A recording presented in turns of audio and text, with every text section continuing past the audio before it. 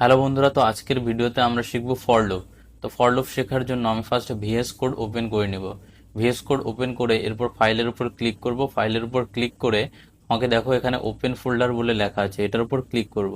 Click করার পর এখানে যে কোনো একটা ফোল্ডার সিলেক্ট করে নিব, যেটা আমার ক্ষেত্রে ইউটিউব সি, মানে যে ফোল্ডারে তুমি চাও যে তোমার ফাইলটা সেভ হোক সেই ফোল্ডারটা সিলেক্ট করে নেব।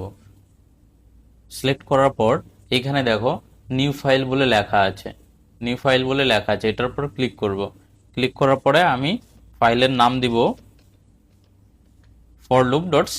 তোমরা যে কোনো নাম দিতে পারো। এবার কথা হচ্ছে আমাদের যে আমরা লুপ কোথায় ইউজ করি। যখন একই কাজ বারবার আমাদেরকে করতে হয় তখন আমরা সাধারণত লুপ ইউজ করি। সাপোজ তোমাকে কেউ যদি বলে 50 বার হ্যালো ওয়ার্ল্ড প্রিন্ট করাতে, তাহলে তোমাকে 50 বার প্রিন্টে হ্যালো ওয়ার্ল্ড লেখার জায়গায় তুমি কি করতে পারো, লুপ ইউজ করতে পারো। এবার ফর লুপ ইউজ করার জন্য আমাকে ফার্স্ট লিখতে হবে ফর। ফর লেখার পর ফার্স্ট ব্র্যাকেট ওপেন করতে হবে। এরপর যে কোনো একটা ইন্টিজার, সাপোজ এখানে int I equals to 0 declare করলাম।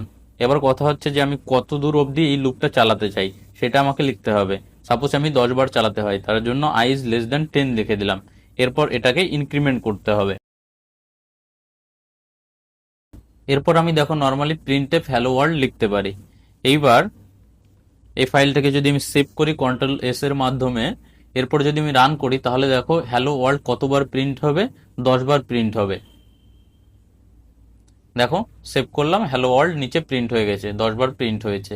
সেম একইভাবে আমরা যদি চাই যে কোনো নাম্বারের টেবিল প্রিন্ট করানোর জন্য সেটাও করতে পারি।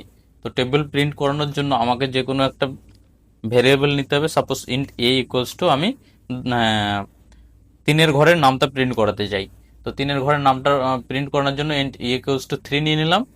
এবার সাপোজ এই হ্যালো ওয়ার্ল্ডের জায়গায় আমাকে কি লিখতে হবে, হ্যালো ওয়ার্ল্ডের জায়গায় আমি %d লিখতে পারি।